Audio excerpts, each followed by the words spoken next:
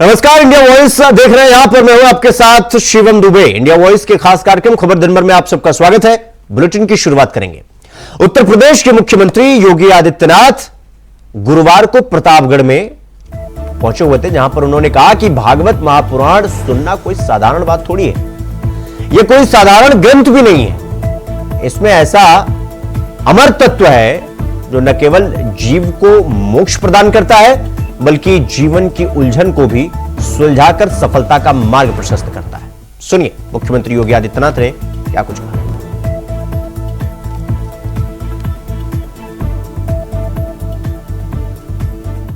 मन में उमंग और उत्साह बनल रहे। परिवार खातिर कठिन व्रत रखने वाली माता और बहन लोगों के हमारी तरफ से विशेष मंगल कामना। पूरी दुनिया में हजारों भाषा और बोली बा, लेकिन भारत की संस्कृति के अलगे स्थान बा। वही मां भोजपुरी भाषा संस्कृति आपन दुनिया में अलग मिठास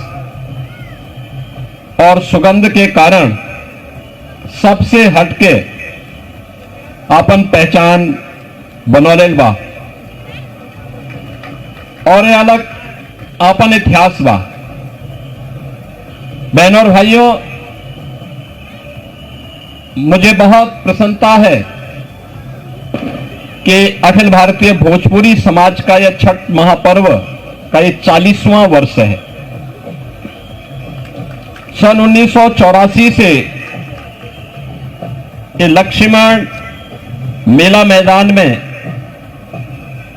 यह आयोजन लगातार होता रहा है और अब तो यह न केवल भोजपुरी समाज का बल्कि अखिल भारतीय समाज का यह उत्सव बन गया है। जहां कहीं देखो भोजपुरी समाज बिहार से, पूर्वी उत्तर प्रदेश से, देश और दुनिया में जहां कहीं भी गया, अपने साथ पर्व की सुगंध को ले जाकर के एक भारत श्रेष्ठ भारत की इस परिकल्पना को आगे बढ़ाने के लिए कार्य कर रहा है।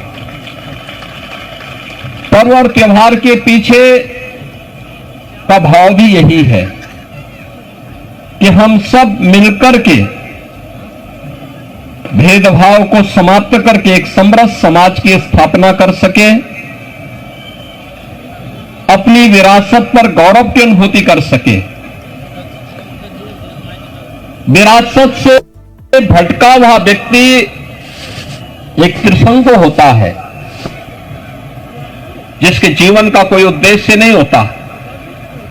और निरुद्देश्य कोई व्यक्ति जब कार्य करता है तो उसमें कभी भी उसको न आत्मिक संतुष्टि हो सकती है और न समाज ही उससे संतुष्ट हो पाएगा। इसलिए विरासत को विकास के साथ जोड़ करके प्रधानमंत्री मोदी जी ने देश के अंदर जो कार्यक्रम प्रारंभ किए, आज एक नए भारत का दर्शन हम कर रहे हैं। और पर्व और त्योहारों के पीछे भी यही भाव होता है। हम सब मिलकर के आयोजनों में सहभागी बने। न जाति का बंधन हो, न क्षेत्र का हो, न भाषा का हो,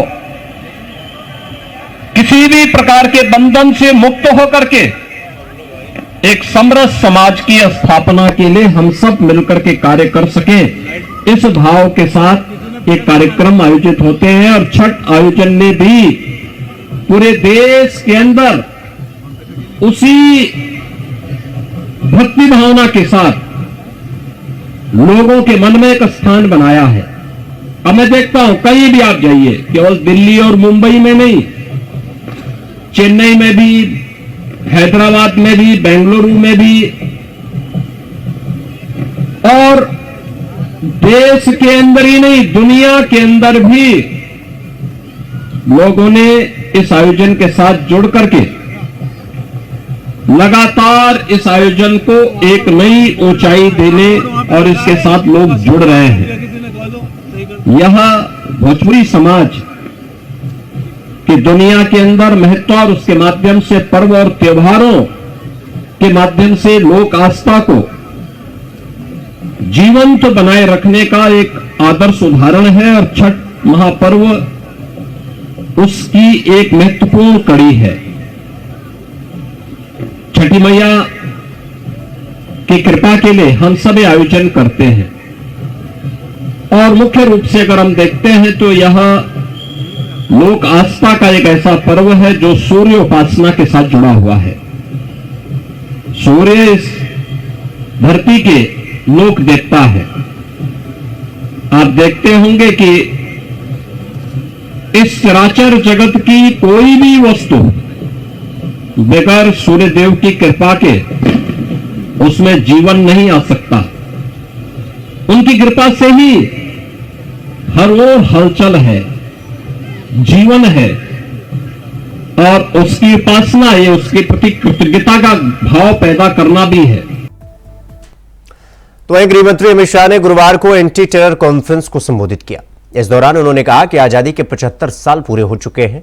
अब तक देश की सुरक्षा को बनाए रखने के लिए 36,000 से ज्यादा पुलिसकर्मियों ने अपनी जान की बाजी लगाई।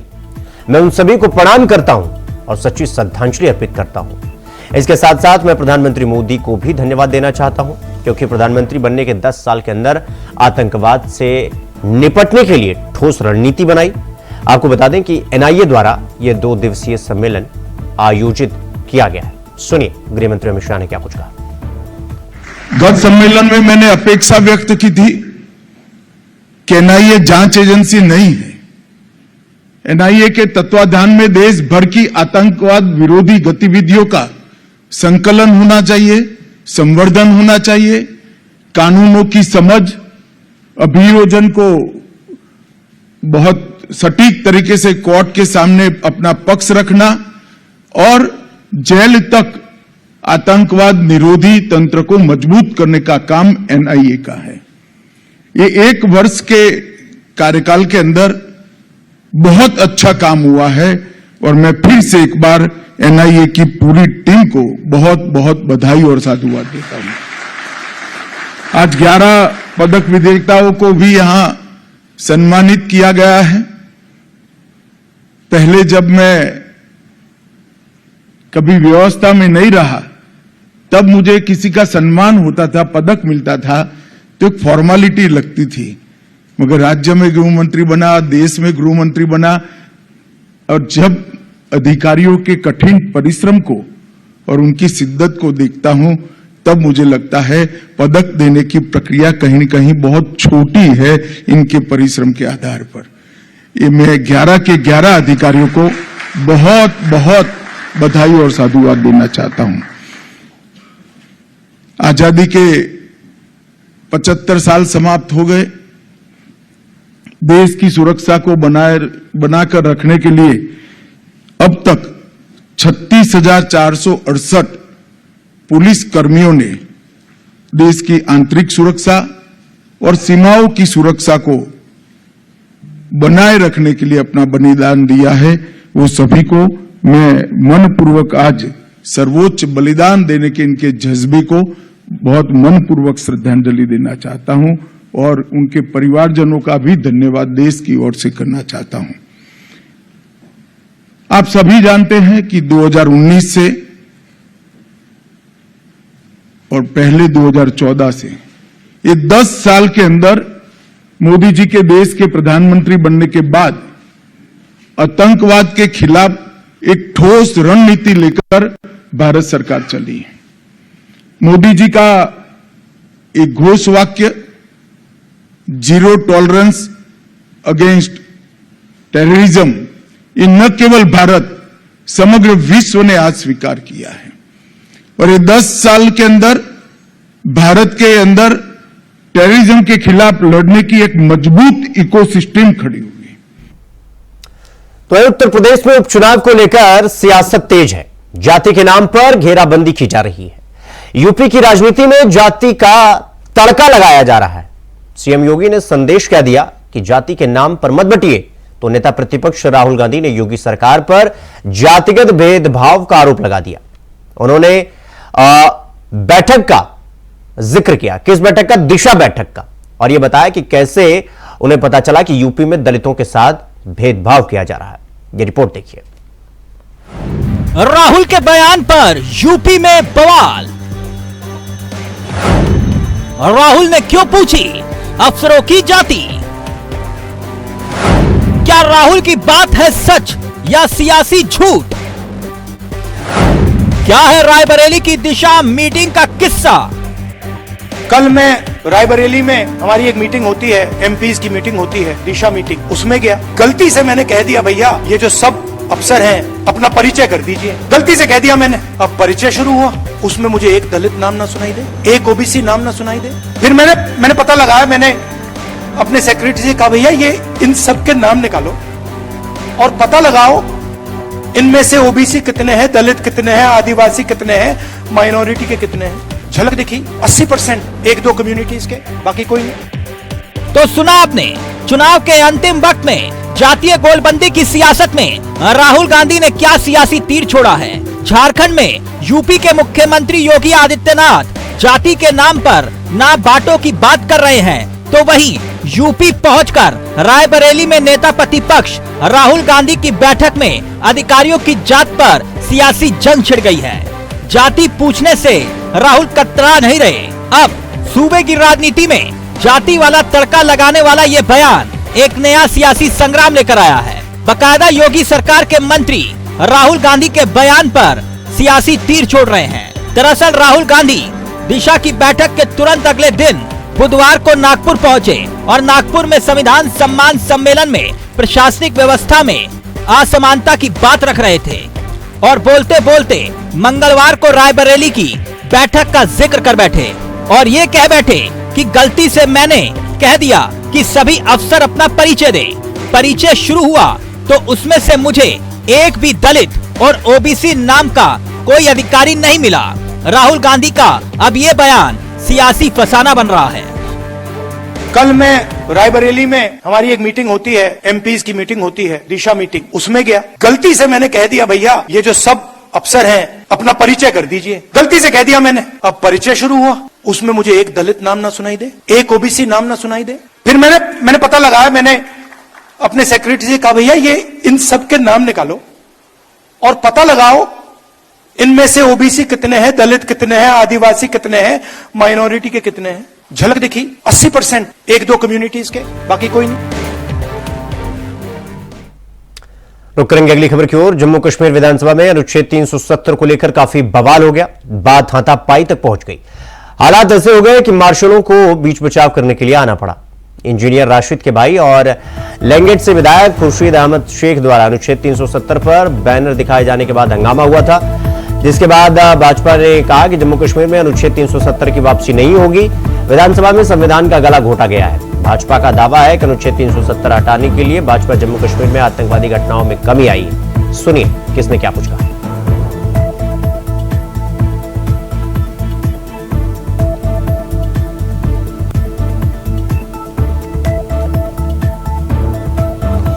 कांग्रेस पार्टी और नेशनल कॉन्फ्रेंस की सरकार ने जम्मू कश्मीर के अंदर पाकिस्तान के एजेंडे को, आतंकवादियों और अलगाववादियों के एजेंडे को दोबारा जिंदा करने की कोशिश और साजिश की है। जम्मू कश्मीर की विधानसभा का धारा 370 से कोई लेना देना नहीं है। जिस प्रकार चोरी छिपे धारा 370 के प्रस्ताव को जम्मू कश्मीर की नेशनल कॉन्फ्रेंस और कांग्रेस की सरकार ने विधानसभा के अंदर लाया है, वो गैर कानूनी है, असंवैधानिक है और ये देश के साथ गद्दारी की गई है। कांग्रेस पार्टी और नेशनल कॉन्फ्रेंस की सरकार ने जम्मू कश्मीर के अंदर देशद्रोही एजेंडे को आगे बढ़ाने की साजिश की है। ये बिल्कुल लीगल है। आपने खुद देखा होगा कि किस तरह से कल भाजपा के लोगों ने जो है उन्होंने सेक्रेटरी साहब की कुर्सी, हत्ता कि वो स्पीकर साहब, ऑनरेबल स्पीकर साहब की कुर्सी तक को हाईजैक करना चाहते थे। हमने जो है बिल्कुल जमहूरी तरीके से, जिस वक्त सेशन का जो शेड्यूल जिस वक्त अनाउंस हुआ, उस वक्त हमने असेंबली सेक्रेटरीट को अप्रोच किया। हमने कहा कि हम 370 और 35A और जो 5 अगस्त का जो फैसला लिया गया, हम उसके उस सिलसिले में एक रेजोल्यूशन लाना चाहते हैं। लेकिन उस वक्त हमें कहा गया कि कोई प्रोविजन नहीं है, ये एक छोटा सा एक मुख्तसर सा सेशन है। उसके बाद हमने बात करने की कोशिश की, हमें बात करने का मौका नहीं दिया गया। इसके अलावा हमारे पास क्या बचता था? अगर भाजपा के लोग टेबलों के ऊपर खड़े होके और वो स्पीकर साहब या सेक्रेटरी साहब की कुर्सी तक को हाईजैक करेंगे, तो क्या हमें एक सिंपल बैनर शो करने का हक नहीं है? और वो बैनर वही था जो कश्मीरियों के दिलों में जो चीजें हैं, जो हम 5 अगस्त को हम कंडेम करते हैं, रिजेक्ट करते हैं, और हम 370 और 35A की वापसी चाहते हैं। लोग हैं जो हिंदुस्तान को मजबूत करना चाहते हैं, ये हम लोग हैं जो भारत माता को मजबूत करना चाहते हैं। ये वो लोग हैं जो ना भारत माता के, ना देश के, ना किसी और के, ये सिर्फ अपने आप के। नेशनल कॉन्फ्रेंस और कश्मीर की पार्टियां सब जम्मू कश्मीर का माहौल खराब करना चाहती हैं, और विशेष करके ये विडंबना तो ये है कि जिस प्रकार से स्पीकर नेशनल कॉन्फ्रेंस के एजेंट के रूप में वहां पर काम कर रहे हैं, उससे माहौल खराब हुआ। कल भी सरकार की तरफ से जो सप्लीमेंट्री एजेंडा था, जो कि एजेंडे के बीच में नहीं था, उसको ला करके तो वहां पर प्रस्ताव जो कहा गया उसमें माहौल खराब हुआ। तो उसके बाद ही ये जो स्पीकर ने भी ध्वनि मत से, जब कांग्रेस का कोई रुख स्पष्ट नहीं था, वो अपनी सीट्स पर बैठे थे, तो इस प्रकार का ध्वनि मत से जो पास करने का, उसके बाद स्थितियां बिगड़ी। और आज भी जिस प्रकार से इन्होंने बीजेपी के विधायकों को मार्शल द्वारा ये गुंडागर्दी का एक परिचय दिया है, वो भी असहनीय है। हम पिक्चरों में साफ देख सकते हैं कि किस प्रकार से भारतीय जनता पार्टी के विधायकों को धक्के मार करके वहां से निकाला गया। तो सरकार ही चाहती है कि वहां पर माहौल बिगड़े। तो अगली खबर लखनऊ से है, जहां मंत्री ओपी राजभर के आवास में चोरी का मामला सामने आया। चोरी के इस पूरे प्रकरण में कौन सही है, कौन गलत है, इसका पता लगा पाना थोड़ा मुश्किल नजर आ रहा है। दरअसल पूरा मामला यह है कि 2,75,000 रुपए और जेवरात की चोरी हुई, ऐसी खबर मिली, और 4,46,000 रुपए बरामद किए गए। अब इसमें बड़ा सवाल यह है कि चोरी हुए रुपए से 1,71,000 की ज्यादा की बरामदगी हो कैसे गई? आखिर ये 1,71,000 रुपया किसका है? सवाल उठ रहा है कि कहीं बड़ा झोल तो नहीं है। वैसे कैबिनेट मंत्री के बेटे अरविंद राजभर 1 करोड़ रुपए की चोरी का खंडन कर चुके हैं। लखनऊ की हुसैनगंज पुलिस ने आरोपी रामजीत राजभर को जेल भेजा है। आपको बता दें कि ओपी राजभर के बेटे अरविंद राजभर का पूर्व ड्राइवर है आरोपी रामजीत।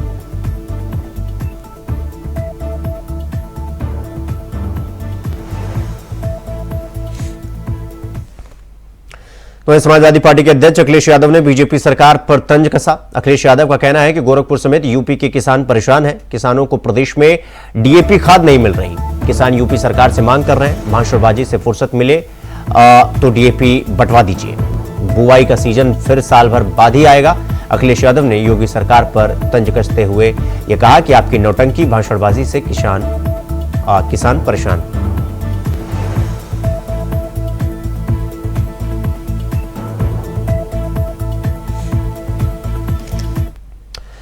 तो अब हम आपको कुछ तस्वीरें दिखाएंगे, और ये जो तस्वीरें हम आपको दिखा रहे हैं ये प्रयागराज की हैं, जहां संतों के बीच जमकर लात घूंसे चल रही हैं। ये तस्वीरें जो हम आपको दिखा रहे हैं, दरअसल संगम नगरी प्रयागराज मेला प्राधिकरण का कार्यालय गुरुवार को अखाड़ा बन गया। कार्यालय में महाकुंभ 2025 में जमीन आवंटन के लिए अधिकारियों ने बैठक बुलाई थी, और इसमें अखाड़ा परिषद के सभी पदाधिकारी संत पहुंचे हुए थे। अखाड़ा परिषद और अधिकारियों की बैठक के बीच संतों में किसी बात को लेकर कहासुनी शुरू हो गई। विवाद इतना बढ़ गया कि बैठक अखाड़े में तब्दील हो गई और संत आपस में ही मारपीट करने लग गए। जमकर लात घूंसे चले। बाद में किसी तरह वहां मौजूद पुलिस ने अधिकारियों ने मामले को शांत करवाया, और महाकुंभ 2025 मेले की शुरुआत से पहले अखाड़े के बीच ये संघर्ष शुरू हो गया है, ये जंग शुरू हो गया। जनवरी में लगने वाले कुंभ को लेकर के जहां बैठकों का दौर जारी है, वहीं आज अखाड़ों के दो अलग गुट के बीच आपसी मतभेद हो गया। दरअसल जो प्राधिकरण का कार्यालय है वहां पर आज साधु संतों इकट्ठा हुए थे, एक बैठक होनी थी, भूमि आवंटन को लेकर के बातचीत होनी थी। उसी सिलसिले में दोनों गुट वहां पर पहुंचे थे और किसी बात को लेकर के दोनों तरफ से विवाद शुरू हो गया। विवाद इतना ज़्यादा बढ़ा कि वो धक्का मुक्की और मारपीट में बदल गया। जो दोनों अखाड़े के जुड़े साधु संत हैं वो वहाँ मौजूद थे। हरिगिरी महाराज, रवींद्रपुरी जी महाराज जैसे बड़े साधु संत की मौजूदगी में जिस तरह से ये विवाद हुआ है, वो अब कहीं ना कहीं जो अखाड़ों के बीच मतभेद है वो खुलकर सामने आ चुका है। दरअसल प्रशासनिक अमले ने आज एक बैठक बुलाई थी जिसमें मेले से जुड़े तमाम अधिकारी भी मौजूद थे, तमाम साधु संत मौजूद थे, दोनों अखाड़ों के साधु संत मौजूद थे और उसके बाद किसी बात को लेकर जो विवाद शुरू हुआ है वो हाथापाई में बदल गया। अब देखना ये होगा कि आने वाले दिनों में जो कुंभ का आयोजन है उससे पहले ही जिस तरह से साधु संत आपस में एक दूसरे से भिड़ रहे हैं, ऐसी स्थिति में आगे इनको कैसे समझाया बुझाया जाएगा। दोनों अखाड़े अपने अपने अलग अलग दावे कर रहे हैं। प्रशासनिक अपने के लिए एक बहुत मुश्किल चुनौती होगी, जहां तमाम तैयारियों के साथ अब अखाड़ों के बीच जो मतभेद है उसको किस तरह से सुलझाएगा, ये एक बड़ा सवाल उठ रहा है। Shoaib India wise, Prayagraj. तो अगली खबर मुरादाबाद से है, जहां सपा प्रत्याशी हाजी रिजवान का पुलिस से उलझने का वीडियो वायरल हो रहा है। वीडियो में देखा जा सकता है कि थाने के बाहर सपा प्रत्याशी और पुलिस के बीच कहासुनी हो रही है।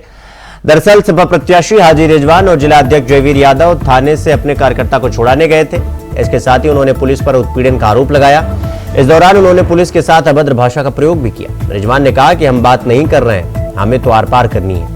इसके साथ ही रिजवान ने कहा कि कोई चुनाव नहीं रह गया, लोकतंत्र का गला घोटा जा रहा है और यह सब पुलिस के बल पर हो रहा है।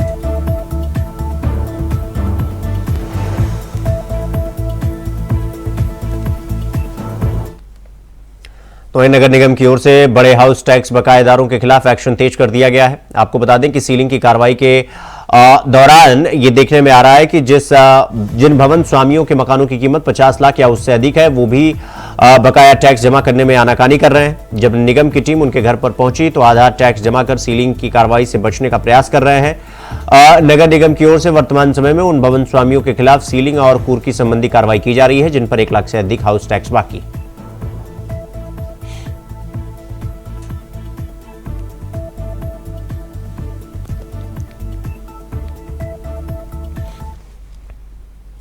तो वहीं नगटा तालाब को लेकर अब राजनीति शुरू हो गई है। आपको बता दें कि वैशाली नगर के विधायक रिकेश सेन ने नगटा तालाब का नामकरण भोजपुरी की लोक गायिका स्वर्गीय शारदा सिन्हा के नाम पर कर दिया था, जिसके बाद से ही विरोध के स्वर उठने लगे। स्थानीय लोगों ने इसका विरोध किया। उनका कहना था कि यह तालाब पहले से ही स्वर्गीय देवदास बंजारे के नाम पर है, लेकिन उसके बाद भी विधायक रिकेश सेन द्वारा इसका नाम बदल दिया गया। इसके बाद लोगों ने इसका जमकर विरोध किया। स्थानीय ग्रामीणों का कहना है कि यह तालाब उनके पुरखे द्वारा बनाया गया है, लेकिन वैशाली नगर के विधायक रिकेश सेन के द्वारा शारदा सिन्हा के नाम पर इसका नामकरण कर दिया। तो हम विधायक रिकेश सेन से मिलकर ग्रामीणों ने अपनी बात रखी। तो इस पूरे मामले पर वैशाली नगर के विधायक रिकेश सेन का कहना है कि उन्हें इस बात की जानकारी नहीं थी कि उस तालाब का नाम देवदास बंजारे के नाम पर पहले से दर्ज है।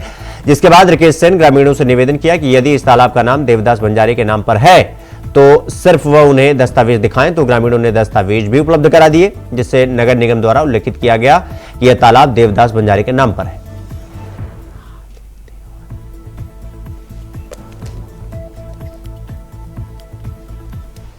तालाब की घोषणा की है वो आपकी जानकारी में नहीं है। ये तालाब पूरे में स्वर्गीय देवदास बंजारे जी के नाम पे ये तालाब हो चुका है। तो इसलिए हम आपको बताने आए हैं कि आप जो है इस तालाब का नाम देवदास बंजारे ही रहने दिया जाए। तो अगर मैंने उनको दस्तावेज दिखाने को कहा, उन्होंने मुझे दस्तावेज भी दिखाया कि नगर निगम ने खुद उल्लेख किया है टेंडर प्रक्रिया में, जब उस तालाब को मछली पालन के लिए देना था तो उसमें लिखा है कि देवदास बंजारे तालाब को फलाना मछली पालन के लिए दिया जाता है। तो ये स्पष्ट हो गया कि जो तालाब है वो तालाब देवदास बंजारे जी के नाम पे है और उसमें लोगों ने कहा कि नाम यथावत होना चाहिए। तो उनकी भावनाओं को देखते हुए और पूर्व में सालों से वो नाम देवदास बंजारे जी के नाम पे है, तो अब नाम जो है परिवर्तन नहीं किया जाएगा। शारदा सिन्हा के नाम पे क्या करना है क्या नहीं करना है अब ये महापौर परिषद में प्रकरण जाएगा और महापौर परिषद से नगर निगम की सामान्य सभा और सामान्य सभा से जो है कलेक्टर महोदय को प्रेषित होगा, राज्य शासन को जाएगा, तो उसमें जो है सामान्य सभा में तय करेगा। तो खबर दिन भर में फिलहाल अभी के लिए बस इतना ही। देश और दुनिया की तमाम खबरों को देखने के लिए देखते रहिए न्यूज़। नमस्कार।